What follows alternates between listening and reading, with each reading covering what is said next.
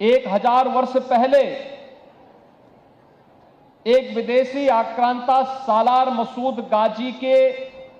हमलों को बेनकाब करने वाले महाराज सुहेलदेव को समाज एक प्रकार से विस्मृत सा कर दिया था। याद करिए, सालार मसूद मोहम्मद गजनवी का भांजा था, जिसने सोमनाथ के मंदिर को कई बार लूटा तोड़ा। श्री राम जन्मभूमि अयोध्या पर पहला हमला इसी ने किया था। और जब वह भारत में 1033 में मंदिरों को तोड़ने के उद्देश्य से एक बार फिर से गजनी से निकला था, तो मथुरा से लेकर के बहराइच के बीच में पग पग पर उसके मार्ग में महाराज सुहेलदेव के नेतृत्व में हिंदू सेना, भारत के हिंदू राजाओं ने इतनी बाधाएं खड़ी की कि बहराइच आते आते उसके छक्के छूट गए और उसको पकड़ करके उसको वह दुर्गति की गई थी कि 150 वर्षों तक भारत पर कोई भी विदेशी आक्रांता हमला करने का दुस्साहस नहीं कर पाया था। लेकिन इतिहास ने महाराज सुहेलदेव के साथ क्या व्यवहार किया, उनका नाम इतिहास के पन्नों से गायब कर दिया गया। ऐसे ही एक लंबी श्रृंखला हमारे पास है। जब हम वैदिक ऋचाओं की बात करते हैं, भारत की परंपरा वेदों के बगैर नहीं चल सकती। भारत के सनातन धर्म की परंपरा वेदों पर आधारित है। वेद उसकी आधारशिला है। हम जब भारत के वेदों की परंपरा की बात करते हैं, एक कालखंड ऐसे भी आया जब कहा गया कि महिलाएं वेद नहीं पढ़ सकती। कौन लोग थे जो महिलाओं को, जिन लोगों ने स्वयं वेदों की ऋचाएं रची थी, ऐसी अपाला, ऐसी घोषा, ऐसी विश्ववारा नारा और गार्गी और मैत्री जैसे भारत की उन विदुषी नारियों के बारे में कौन ऐसा भारतीय होगा जो उनका स्मरण गाए बगाए न करता हो। हर भारतीय के मन में ये बातें सामने आती हैं। उसी श्रृंखला में आज से 300 वर्ष पहले महाराष्ट्र के एक छोटे से गांव में एक बालिका जन्म लेती है और वही बालिका आगे चल करके मालवा के होलकर साम्राज्य की साम्राज्ञी बनती है। लेकिन अखिल भारतीय दृष्टि के नाते भारत की विरासत की एक ऐसी आधारशिला रख देती है जो नए भारत के निर्माण में अपना योगदान कर रही है। भारत के आज प्रधानमंत्री मोदी जी जब विरासत और विकास की बात करते हैं, तो विरासत और विकास का यह अभियान वही अभियान है जिसकी आधारशिला 300 वर्ष पहले लोक माता महारानी अहिल्याबाई होलकर ने रखी थी। उनका साम्राज्य, होलकर साम्राज्य उस समय के भारत की तुलना में एक छोटा सा साम्राज्य था, लेकिन साम्राज्य की सीमाओं से बाहर जाकर के उन्होंने सांस्कृतिक भारत के अंदर भारत की विरासत को आक्रांताओं के द्वारा तोड़े गए मंदिरों की पुनर्स्थापना करके सनातन धर्म की उस नींव को मजबूती प्रदान करने का काम किया था।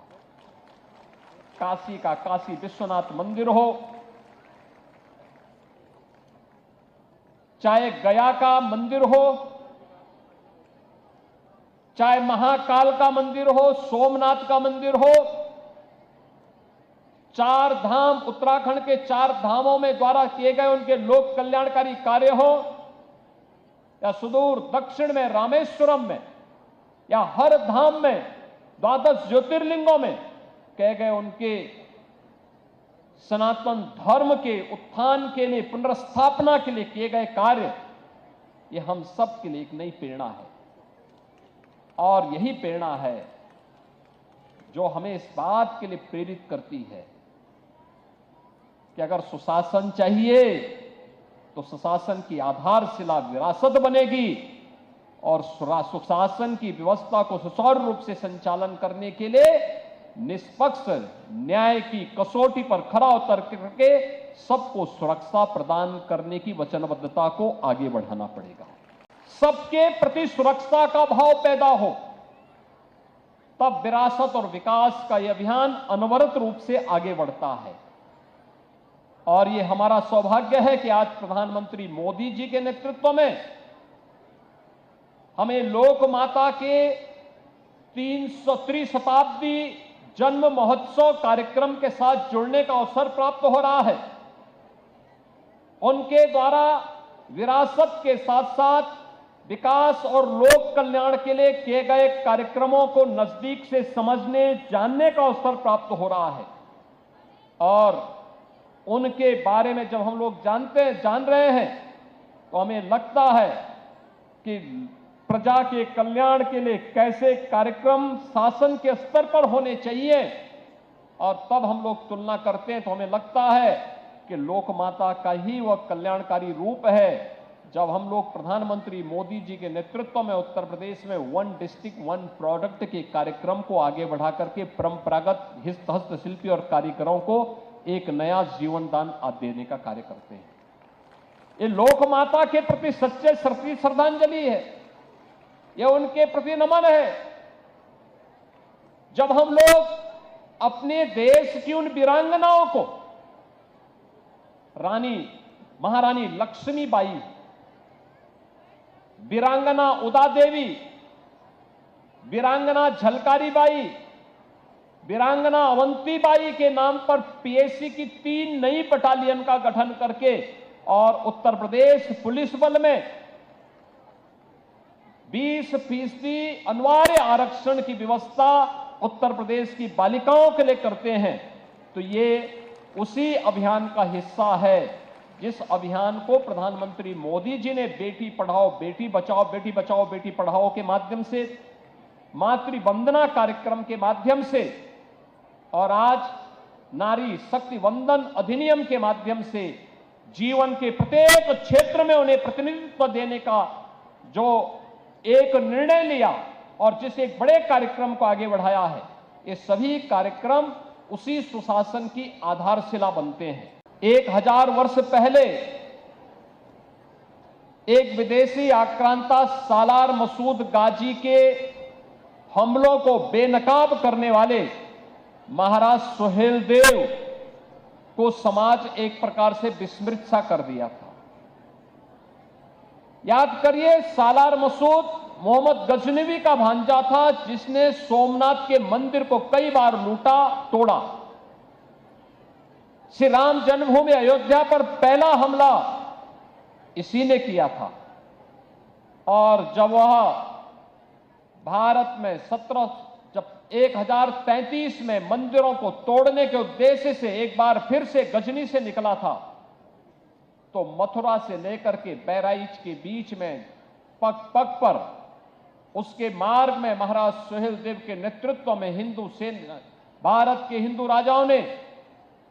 इतनी बाधाएं खड़ी की कि बहराइच आते आते उसके छक्के छूट गए और उसको पकड़ करके उसको वह दुर्गति की गई थी कि 150 वर्षों तक भारत पर कोई भी विदेशी आक्रांता हमला करने का दुस्साहस नहीं कर पाया था। लेकिन इतिहास ने महाराज सुहेलदेव के साथ क्या व्यवहार किया, उनका नाम इतिहास के पन्नों से गायब कर दिया गया। ऐसे ही एक लंबी श्रृंखला हमारे पास है। जब हम वैदिक ऋचाओं की बात करते हैं, भारत की परंपरा वेदों के बगैर नहीं चल सकती। भारत के सनातन धर्म की परंपरा वेदों पर आधारित है, वेद उसकी आधारशिला है। हम जब भारत के वेदों की परंपरा की बात करते हैं, एक कालखंड ऐसे भी आया जब कहा गया कि महिलाएं वेद नहीं पढ़ सकती। कौन लोग थे जो महिलाओं को, जिन लोगों ने स्वयं वेदों की ऋचाएं रची थी, ऐसी अपाला, ऐसी घोषा, ऐसे विश्वारा नारा और गार्गी और मैत्री जैसे भारत की उन विदुषी नारियों के बारे में कौन ऐसा भारतीय होगा जो उनका स्मरण गाए बगाए न करता हो। हर भारतीय के मन में ये बातें सामने आती हैं। उसी श्रृंखला में आज से 300 वर्ष पहले महाराष्ट्र के एक छोटे से गांव में एक बालिका जन्म लेती है और वही बालिका आगे चल करके मालवा के होलकर साम्राज्य की साम्राज्ञी बनती है। लेकिन अखिल भारतीय दृष्टि के नाते भारत की विरासत की एक ऐसी आधारशिला रख देती है जो नए भारत के निर्माण में अपना योगदान कर रही है। भारत के आज प्रधानमंत्री मोदी जी जब विरासत और विकास की बात करते हैं तो विरासत और विकास का यह अभियान वही अभियान है जिसकी आधारशिला 300 वर्ष पहले लोक माता महारानी अहिल्याबाई होलकर ने रखी थी। उनका साम्राज्य होलकर साम्राज्य उस समय के भारत की तुलना में एक छोटा सा साम्राज्य था, लेकिन साम्राज्य की सीमाओं से बाहर जाकर के उन्होंने सांस्कृतिक भारत के अंदर भारत की विरासत को आक्रांताओं के द्वारा तोड़े गए मंदिरों की पुनर्स्थापना करके सनातन धर्म की उस नींव को मजबूती प्रदान करने का काम किया था। काशी का काशी विश्वनाथ मंदिर हो, चाहे गया का मंदिर हो, चाहे महाकाल का मंदिर हो, सोमनाथ का मंदिर हो, चार धाम उत्तराखंड के 4 धामों में द्वारा किए गए उनके लोक कल्याणकारी कार्य हो, या सुदूर दक्षिण में रामेश्वरम में, या हर धाम में 12 ज्योतिर्लिंगों में कहे गए उनके सनातन धर्म के उत्थान के लिए पुनर्स्थापना के लिए किए गए कार्य, ये हम सब के लिए एक नई प्रेरणा है। और यही प्रेरणा है जो हमें इस बात के लिए प्रेरित करती है कि अगर सुशासन चाहिए तो सुशासन की आधारशिला विरासत बनेगी और सुशासन की व्यवस्था को सुचारू रूप से संचालन करने के लिए निष्पक्ष न्याय की कसौटी पर खरा उतर करके सबको सुरक्षा प्रदान करने की वचनबद्धता को आगे बढ़ाना पड़ेगा। सबके प्रति सुरक्षा का भाव पैदा हो, तब विरासत और विकास का यह अभियान अनवरत रूप से आगे बढ़ता है। और यह हमारा सौभाग्य है कि आज प्रधानमंत्री मोदी जी के नेतृत्व में हमें लोक माता के 300वीं शताब्दी जन्म महोत्सव कार्यक्रम के साथ जुड़ने का अवसर प्राप्त हो रहा है। उनके द्वारा विरासत के साथ साथ विकास और लोक कल्याण के लिए किए गए कार्यक्रमों को नजदीक से समझने जानने का अवसर प्राप्त हो रहा है। और उनके बारे में जब हम लोग जान रहे हैं तो हमें लगता है कि प्रजा के कल्याण के लिए कैसे कार्यक्रम शासन के स्तर पर होने चाहिए, और तब हम लोग तुलना करते हैं तो हमें लगता है कि लोक माता का ही वह कल्याणकारी रूप है जब हम लोग प्रधानमंत्री मोदी जी के नेतृत्व में उत्तर प्रदेश में 1 डिस्ट्रिक्ट 1 प्रोडक्ट के कार्यक्रम को आगे बढ़ा करके परंपरागत हस्तशिल्पी और कारीगरों को एक नया जीवन दान देने का कार्य करते हैं। ये लोक माता के प्रति सच्चे श्रद्धांजलि है, यह उनके प्रति नमन है। जब हम लोग